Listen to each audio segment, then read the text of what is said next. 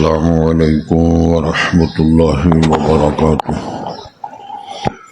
حضرات، آج انشاءاللہ صفحہ نمبر 104 سے پڑھیں گے اور صفحے کی تیسری سطر جہاں 40 لکھا ہوا ہے وہاں سے انشاءاللہ شروع کریں گے، اور اپریل کی آج 25 تاریخ ہے 2004۔ اعوذ باللہ من الشیطان الرجیم، بسم اللہ الرحمن الرحیم۔ یا ایہا الرسول لا يحزنك الذین يسارعون في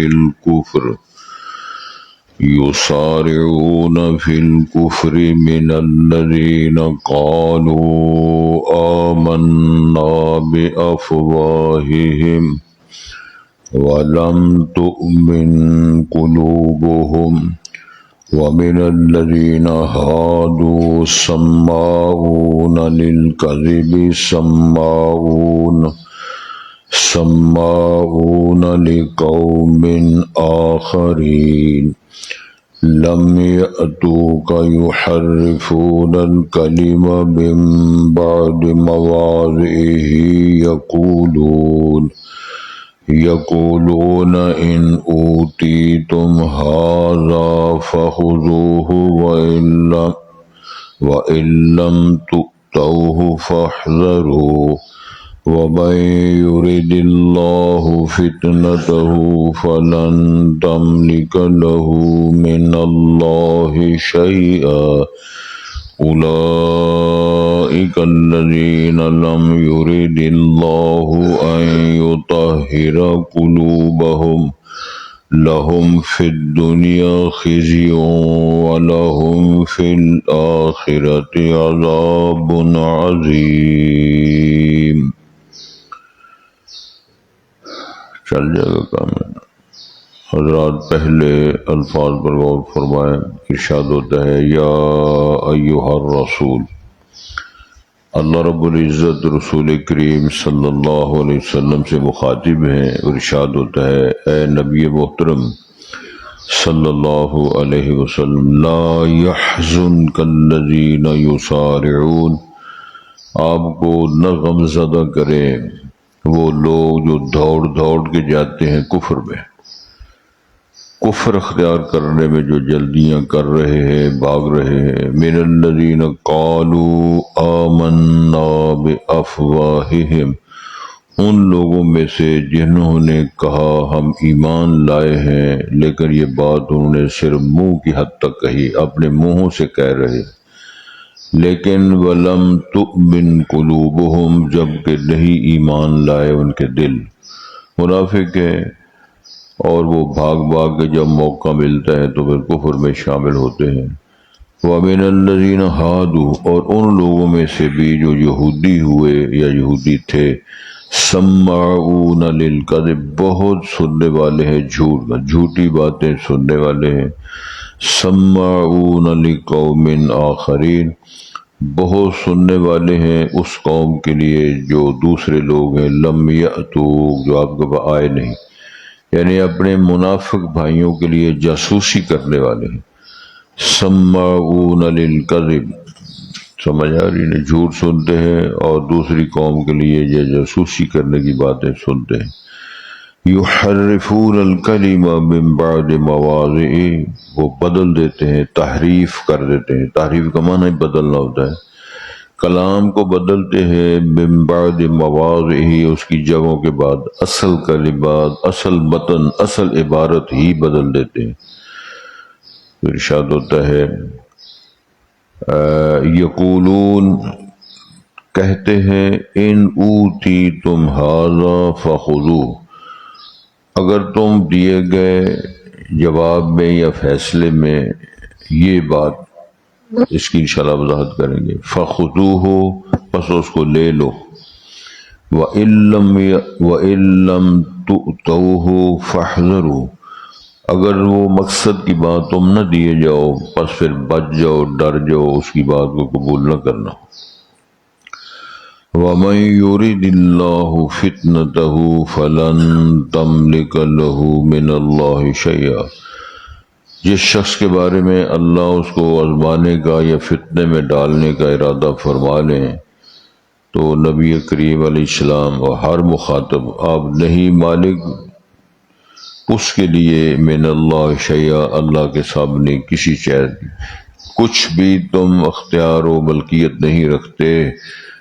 اولئک الذین لم یرد اللہ، یہ سب وہ لوگ ہیں نہیں ارادہ فرماتے اللہ تعالیٰ ان یطہر قلوبہم کہ ان کے دلوں کو پاک کر دے، لہم فی الدنیا خزی، ان کے لیے دنیا کی زندگی میں رسوائی ہے، وَلَهُمْ فِي الْآخِرَةِ عَذَابٌ عَظِيمٌ، اور ان کے لیے آخرت میں عذاب ہوگا بڑا۔ حضرات، مکہ مکرمہ اور مدینہ منورہ حرمین شریفین، مکہ شہر کو ام القریٰ کہتے ہیں، قرآن مجید کی عبارت میں بستیوں کی ماں۔ مقصد اس کا یہ ہے کہ پوری دنیا میں مکہ سینٹر میں ہے، ام القریٰ بستیوں کی ماں، محبت وحی، جہاں وحی کا آغاز ہوا رسول پاک صلی اللہ علیہ وسلم کے لیے، اور ایسا خوبصورت انتخاب اللہ نے کیا ہے کہ عرب دنیا میں عربی لغت میں اور قریش اور ہاشمی خاندان کا چشم و چراغ حضرت محمد رسول اللہ کو منتخب کیا گیا منصب رسالت و نبوت کے لیے۔ تو مکہ مکرمہ اللہ کی بڑی عجیب شان ہے کہ آپ کو نبوت ملنے کے بعد 13 سال مشکلات کا، 13 سال مجاہدات کا، 13 سال کفار مشرک عرب کو فیس کرنے کا، صحابہ کرام کی مشکلات، اور حتیٰ کہ شہید کیا جا رہا ہے، مارا جا رہا ہے، ان پر جبر و تشدد کیا جا رہا ہے، 13 سال بیت جاتے ہیں، پھر اندازہ پھر ہمیں بظاہر اس طرح معلوم ہوتا ہے جس طرح اللہ تعالیٰ بھی معاذ اللہ بے بس ہو گئے۔ ایسی کوئی بات نہیں، اللہ تعالیٰ کے پاس سارے اختیارات ہیں۔ ان ساری چیزوں کے باوجود اللہ تعالیٰ نے رسول پاک کو مکہ چھڑوا دیا۔ سمجھ آ رہی تو نیند ظاہر ہے، نماز پڑھنے کے بعد کافی فرق پڑ جاتا ہے۔ اللہ تعالیٰ نے ایسے نہیں کیا 2 4 5 10 چودھری اٹھا کر پورا سمندر میں پھینک دیتے ہیں، ایسے نہیں کیا۔ اللہ تعالیٰ نے رسول پاک کو فرمایا کہ آپ یہ شہر چھوڑ دیں، وہ چھڑوایا، اور کس طریقے سے چھڑایا، غار میں رہے، چھپ کے نکلے، یہ سارے اختیارات اللہ تعالیٰ کے پاس تھے، لیکن دنیا کو سمجھایا اور بتایا کہ اختیارات ہونے کے باوجود بھی تحمل کے ساتھ، انتظار کے ساتھ کام کرنا یہ سنت ہے اللہ اس کے رسول کی۔ ہمارے ہاں تو اجلت ہے نا، 2 پھٹ جس کو بولتے ہیں، ادھر نہیں تو ٹھیک ہے، ادھر نہیں تو ادھر کر دو۔ پھر اس کے بعد مدینہ منورہ تشریف لائے، پھر مسجد قباء کی آپ نے بنیاد رکھی، من اول یومن، پہلے دن سے ہی تقوی کی بنیاد پر جس مسجد کو رکھا گیا، بنایا گیا۔ پھر اس چند دنوں کے بعد پھر آپ نے مسجد نبی کی بنیاد رکھی۔ یہ سارے سلسلے آپ کے ذہن میں ہیں۔ تو بعد میں یہ کرنا چاہ رہا ہوں کہ مکہ مکرمہ میں صرف رسول پاک کا واسطہ کن کے ساتھ تھا؟ کافروں کے ساتھ۔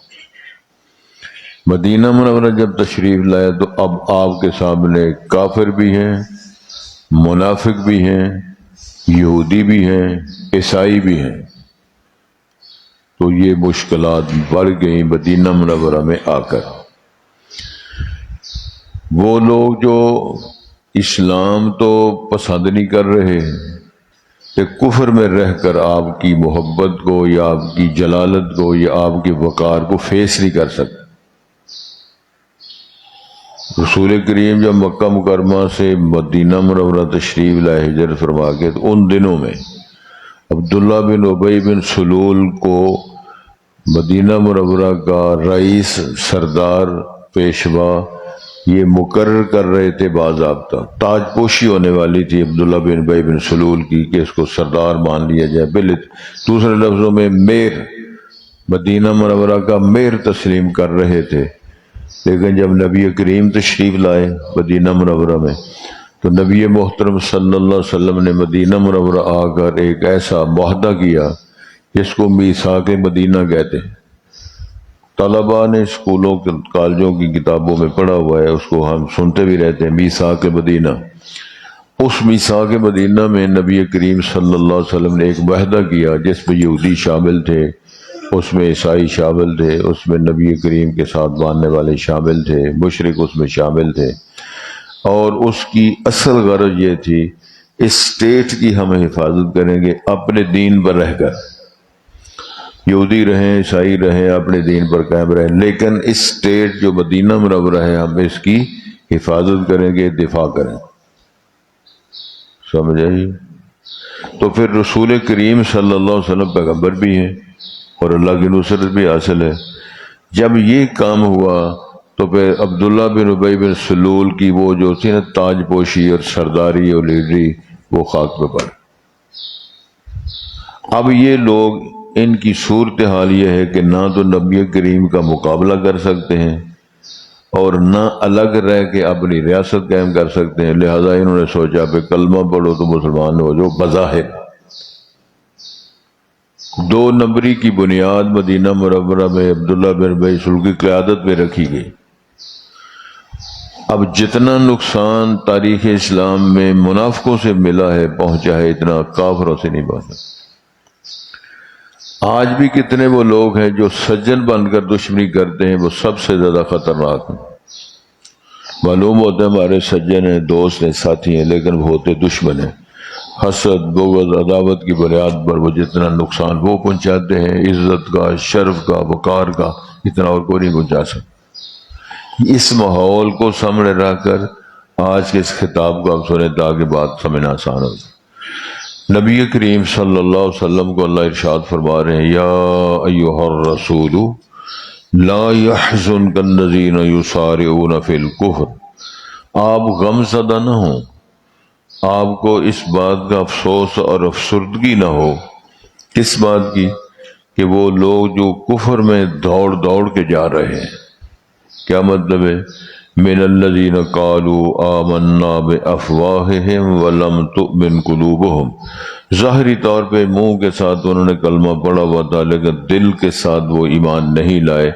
ان میں سے وہ منافق لوگ جب کبھی موقع ملتا ہے تو وہ علی طول ظاہری طور پر دوڑ کے کفر میں شامل ہو جاتے ہیں، کافروں کا ساتھ دیتے ہیں اور کافرانہ روش اپنا لیتے ہیں۔ ان کا یہ اقدام، ان کا ایسا قدم اٹھانا آپ کو غم زدہ نہ کرے۔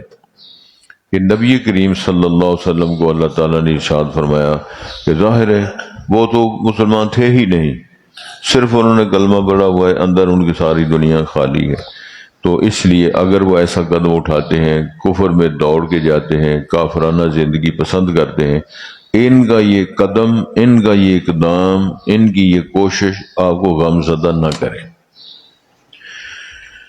دوسری بات ہے وَمِنَ الَّذِينَ هَادُوا، وہ لوگ جو یہودی ہیں، وہ تو یہودی ہیں، تو وہ بھی اپنے دین میں یا اپنے اس کفر میں یا کافروں کا ساتھ دینے میں اگر وہ جلدی کرتے ہیں تو یہ قدم بھی آپ کو غمزدہ نہ کرے۔ تیسری بات کیا ہے؟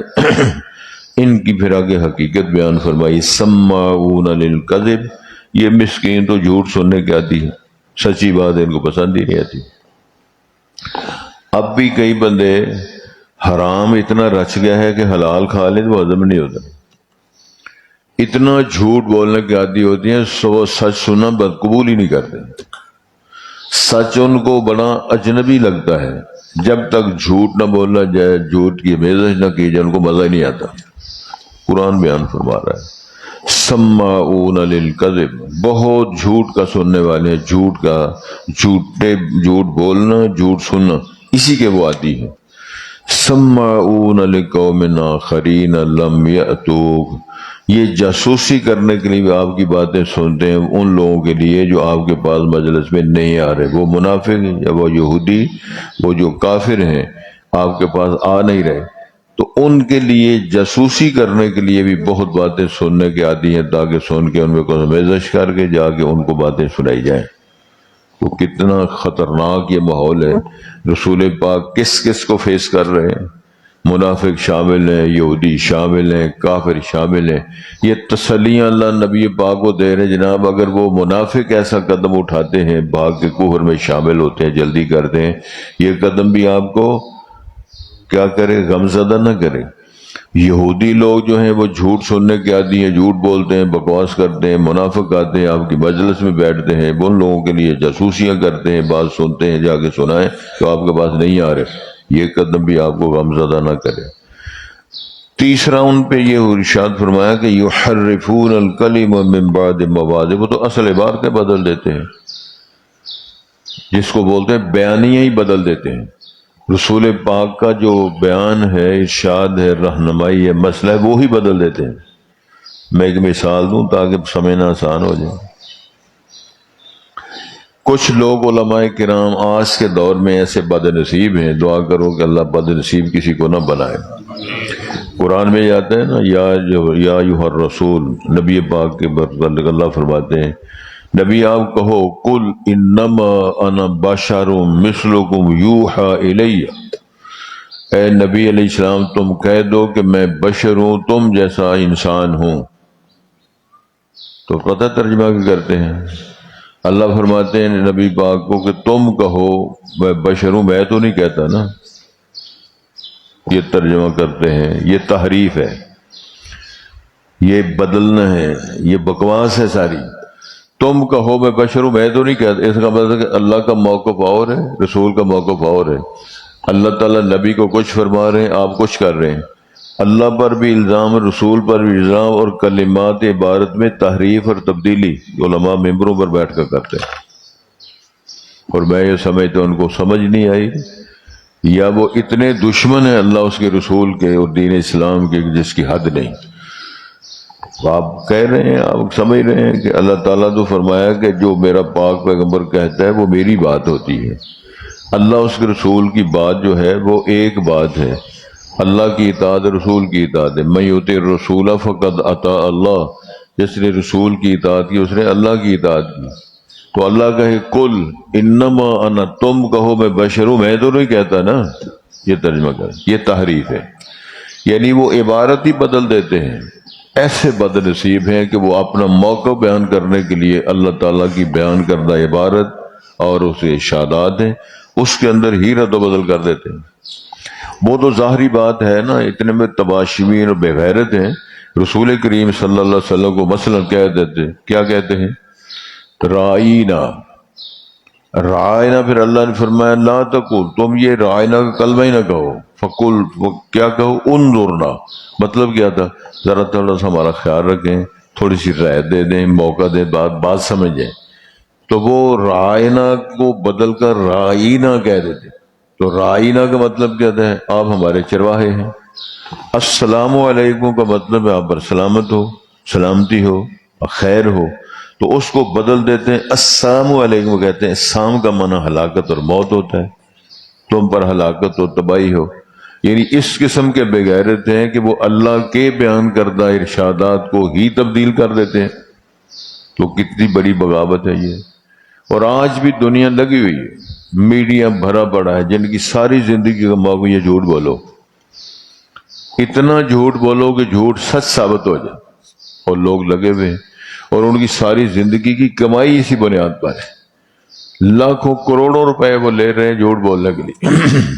اللہ تعالیٰ نے ان لوگوں کی جو ہے تاریخ بیان کر فرمایا ان کے یہ اقدامات، کیا بندے کو پریشانی تو ہوتی ہے نا، یعنی کیسے لوگ ہیں، تو بندہ پریشان ہو جاتا ہے۔ نبی کریم علیہ السلام نے نبی پاک کو تسلی دی ہے کہ آپ غم زدہ نہ ہوئیں، ان کی اپنی کردار کشی ایسی ہے، ان کو دفع کرو، رہنے دو۔ یقولون ان اوتیتم ھذا فخذوہ، اب یہ ایک مسئلہ ہے، توجہ ذرا کریں۔ یہودیوں نے پروگرام بنایا کہ دور تھا، اس دور میں، یہ مدینہ منورہ کی بات ہے، زنا کیا بندوں نے، ایک مرد عورت نے بدکاری کی، اور تورات کے اندر بھی یہ مسئلہ لکھا ہوا ہے کہ رجم کا مسئلہ تورات کے اندر بھی موجود تھا۔ مسئلہ یہ ہے کہ اگر غیر شادی شدہ بدکاری کرے تو اس کے لیے ہیں 100 کوڑے مارے جائیں اور اس کو اس اپنے ملک سے وطن سے جلا وطن کیا جائے. اگر شادی شدہ کرے مرد ہے یا عورت ہے تو پھر اس کو کیا کیا جائے؟ رجم کیا جائے. ان کا جب یہ پروگرام سامنے آیا کہ یہ بدکاری کی ہے تو انہوں نے پروگرام بنایا کہ یہ رسول پاک جو تشریف لائے ہیں ذرا ان کی نرم شریعت ہے، اس کے اندر کو مسئلے پولے پولے مسئلے بیان کرتے ہیں. ان کے پاس یہ کیس لے جاتے ہیں. اگر یہ ہمارا یہ کیس سن کر کوڑے مارنے کا اور منہ کالا کر کے سزا دینے کا فیصلہ سنائے تو قبول کر لیں گے ہم. اگر یہ رجم کا مسئلہ پیش کریں گے تو ہم اس کو مسترد کر دیں گے. چنانچہ یہ کیس لے کر آئے رسول پاک کے پاس، یہ ایسا معاملہ ہوا ہے، بدکاری کی ہے بندے بندی نے، تو لہذا فیصلہ فرمائے. تو نبی کریم نے فرمایا یہ مسئلہ تو تمہارے تورات کے اندر بھی لکھا ہوا ہے. تو پھر مولوی صاحب بھی جھوٹ بول سکتے ہیں نا. وہ مولوی صاحب کہنے لگے نہیں لکھا ہے مسئلہ. اب بھی کتنے لوگ مسکین ایسے ہیں وہ نام کبھی بخاری کا کبھی مسلم کا کبھی شب. ایک واقعہ سنا آپ سب. میرے پاس اسٹوڈنٹ میڈیکل کالج کے پڑھتے تھے، بڑے اچھے ساتھی تھے. وہ اتفاق ایسے ہوا کہ بارش برسات کا موسم تھا تو انہوں نے کہا چلو آج جمعہ اس جگہ پڑھ لیتے ہیں. وہ مولانا ظہور احمد سے فوت ہو گئے بیچارے، اللہ رحم کرے. بہت سادہ درویش آدمی تھا. تو انہوں نے جمعہ پڑھایا، جو بھی پڑھایا، بعد میں دعا مانگی. تو وہ ایک دعا عام اب بھی لوگ کئی دفعہ مانتے ہیں، وقنا عذاب القبر وقنا عذاب الحشر وقنا عذاب الپلسرات. سبحان اللہ کو نا، وقنا عذاب الپلسرات. ہوں منڈے بڑے اکترے سیانے سن، میڈیکل کالج دے. انہوں نے پہلے تعریفہ کی دیا، مول صاحب کیا بات ہے، بڑا مزہ ہے، بڑا کیا بات ہے حضرت. تو دعا آپ نے بڑی شاندار مانگی. تو ظاہر ہے مولوی صاحب نے خوشی ہونا تھی. ایک بندہ آج کل وہ ماشاء اللہ ڈاکٹر ہے، بہت بڑا اس کا کلینک ہے، وہ اس دورانی کی بات ہے، میرا وہ شاگرد تھا. کہنے لگے صاحب جڑی دعا تساں فرمائی ہے یہ کتنے لکھی؟ وہ کہا جن مشکات شریف وچ. ہوں جال پھس گیا. پھر وہ ایک بندہ ان پہنچایا میرے کو، جی شکار پھنسیا مشکات دے. آج ہوں پول پاپ یہ پے جڑی ہے عربی زبان ہے ہی نہیں. الف با تا سا جیم ہا خا ہے نا. پے تے وہ تہاڈی پنجابی بولی تے ہے نا، اردو چ، عربی چ کوئی نہیں. پل سرات. ہوں جدو پے وچ عربی ہوتے پل لبے کتوں؟ وہ مشکات کھولن ٹکرا مارن کوئی شے نہ ہوتی، وہ تو شے ہی کوئی نہیں. صرف میں نے مثال دی ہے کسی کی توہین کرنے کے لیے نہیں. جب اصل کلمات ہی آدمی بدل دے تو باقی مسائل آپ نے کیا حل کرنے؟ وقنا عذاب الپلسرات. تو پل کا ترجمہ عربی میں کیا بولتے ہیں اس کو؟ وہ عربی زبان میں اس کا اللہ تعالیٰ قنطیر بھی نام رکھا ہے اور بھی نام رکھا ہے. تو وہ پل والا معنی عربی لغت میں نہیں. صرف میں نے حوالہ یہ دینا تھا کہ ان کی حالت یہ ہے کہ اگر ہمارا مسئلہ اس طرح ہو تو اس طرح کر لیں. اب مولوی صاحب کہنے لگے جی ہماری تورات کے اندر یہ مسئلہ نہیں. حضرت عبداللہ بن سلام یہ تورات کے حافظ تھے اور یہودیت چھوڑ کر اسلام قبول کر چکے تھے. یہ بھی مجلس میں بیٹھے میرے سال بات مرسم مدینہ منورہ. انہوں نے فرمایا تورات میں مسئلہ لکھا ہوا ہے. مولوی صاحب توراتی تھے، کہنے کہ نہیں لکھا ہے. انہوں نے فرمایا اچھا تورات لے کر آؤ. وہ مولوی صاحب پر جگہ تورات کا وہ نسخہ لے آئے. اب وہ جب مسئلہ نکالا تو وہ لکھا ہوا تھا. اب مولوی صاحب اتنے سیانے ہیں کہ وہ عبارت کریں لیکن درمیان ہاتھ رکھ لیا مجلس میں. سمجھ آ عبارت لکھی ہوئی ہے، اوپر ہاتھ رکھے ہے، اتنے بھی مسئلہ تھلے بھی مسئلہ. عبداللہ بن سلام میں ہاتھ بھی چوک لیا تو تھلے ہوئی بات دیجیے. اس قسم کے لوگ دنیا میں جب آئے تو ان کی ذلت رسوائی کی دلیلیں قیامت تک یہ ممبروں پر بیان ہوتی رہیں. یہ انہوں نے میٹنگ کی تھی. ان اوتی تم حاضا، اگر تم یہ مسئلہ دیے جو کیا کہ وہ رجم کی بجائے کوڑے مارنے کی سزا کا اگر مسئلہ ہو تو فخذوہ ہو، وہ ان سے قبول کر لینا. وَإِلَّمْ تُؤْتَوْهُ، اگر تمہیں اپنے مقصد کا مسئلہ وہاں سے نہ ملے، رجم کی سزا آپ سنائیں تو فاحذروا، پھر بچ جاؤ، ان کی بات کو قبول نہ کرو۔ ارشاد ہوتا ہے وَمَن يُرِدِ اللَّهُ فِتْنَتَهُ، جس بندے کو آزمانے کا، فتنے میں ڈالنے کا اللہ ارادہ فرما لیں، فَلَن تَمْلِكَ لَهُ مِنَ اللَّهِ شَيْئًا، نبی محترم آپ بھی اس کے لیے اللہ کے مقابلے میں اللہ کے سامنے کچھ بھی ملکیت نہیں رکھتے، اختیارات نہیں رکھتے۔ معنی کیا ہے؟ نہ ہدایت دے سکتے ہیں، نہ بات بنوا سکتے ہیں، نہ اس کو اپنا موقع قبول کروا سکتے ہیں، وہ فارغ ہے، اللہ نے اس کو فتنے میں ڈال دیا۔ ارشاد ہوتا ہے اولئک الذین لم یرد اللہ، یہ ایسے بد نصیب لوگ ہیں اللہ نے ارادہ ہی نہیں فرمایا ان یطہر قلوبہم، کہ دلوں کو پاک کر دے۔ اللہ تعالیٰ سے شفقت کی دعا کرنی چاہیے کہ اللہ تعالیٰ ہم اپنے ارادوں میں ہمیں معاف کرنے کا، ہدایت دینے کا پروگرام بنا لیں۔ تو ارشاد ہوتا ہے لہم فی الدنیا خزی، یہ ایسے لوگ ہیں ان کے لیے دنیا کی زندگی میں بھی رسوائی ہے، وَلَهُمْ فِي الْآخِرَةِ عَذَابٌ عَظِيمٌ، اور ان کے لیے آخرت میں بھی بہت بڑا عذاب ہوگا۔ کیا کمایا، کیا کھویا اور کیا پایا؟ دین کی مخالفت کی، قرآن کی تعلیمات کی مخالفت کی، اللہ کے فیصلوں کی مخالفت کی، اور مذاق اڑا کے ساری زندگی اپنی زندگی کو برباد کیا، آخرت بھی خراب کی۔ اللہ تعالیٰ سے توفیق کی درخواست ہے کہ اللہ ہمیں مسائل کو سن کر سمجھ کر عمل کرنے کی توفیق نصیب فرمائے۔ یا ایھا الرسول، اے رسول کریم صلی اللہ علیہ وسلم، اللہ ارشاد فرما رہے ہیں لا يحزنک الذین یسارعون فی الکفر، آپ کو غم زدہ نہ کریں وہ لوگ یسارعون فی الکفر، جو دوڑ دوڑ کے جاتے ہیں کفر میں، یعنی کفر قبول کرنے میں، من الذین قالوا، ان لوگوں میں سے جنہوں نے یہ بات کہی تھی آمنا بافواہہم، جنہوں نے ایمان کا اظہار کیا تھا منہ اور زبانی کلامی، ولم تؤمن قلوبہم، جبکہ ان کے دل ایمان نہیں لائے تھے، ومن الذین ہادوا، اور ان لوگوں میں سے جو یہودی ہیں ان کا کردار اور ان کی باتیں بھی آپ کو غمزدہ نہ کریں، سماعون للکذب، بہت جھوٹ کے سننے کے آتی ہیں، سماعون لقوم آخرین، بہت باتیں سنتے ہیں جاسوسی کے لیے ان لوگوں کے لیے، لقوم آخرین، جو اور لوگ ہیں، لم یاتو کا، جو آپ آئے نہیں، مجلس کو اٹینڈ نہیں کرتے، لیکن یہ باتیں سن کے جاسوسیاں کر کے ان کے لیے بہت باتیں سنتے ہیں کان رکھ کے۔ یحرفون الکلم من بعد مواضعہ، یہ کلمات کو، عبارتوں کو بدل دیتے ہیں ان کی اصل جگہوں سے، جو اصل عبارت ہے، جس طرح علیمین کے ساتھ پڑھا جائے اس کا جاننے والا ہے، الف کے ساتھ پڑھا جائے الف اس کا دردناک عذاب ہے، معنی بدل جاتے ہیں، حقائق بھی بدل جاتے ہیں، جب دل بدلتے ہیں تو چہرے بھی بدل جاتے ہیں، اللہ اللہ خیر صلی اللہ۔ تو ارشاد ہوتا ہے یقولون، وہ کہتے ہیں ان اوتی تم ہاذا، تمہارے موقع میں مطابق تم دیے گئے ہو، یعنی مسئلہ تمہارے لیے یہ کیا جائے کہ ان کوڑے مارو سزا دو تو بات ٹھیک ہے، فخذوہ، پھر قبول کر لو، وَإِن لَّمْ تُؤْتَوْهُ، اگر تم اپنے مقصد کی بات وہاں نہ دیے جاؤ، وہاں وہ رجم کی بات ہی کریں، تو فَاحْذَرُوا، بس اس سے تم ڈر جاؤ اور اس کو پیچھے ہٹ جاؤ، نہ قبول کرو۔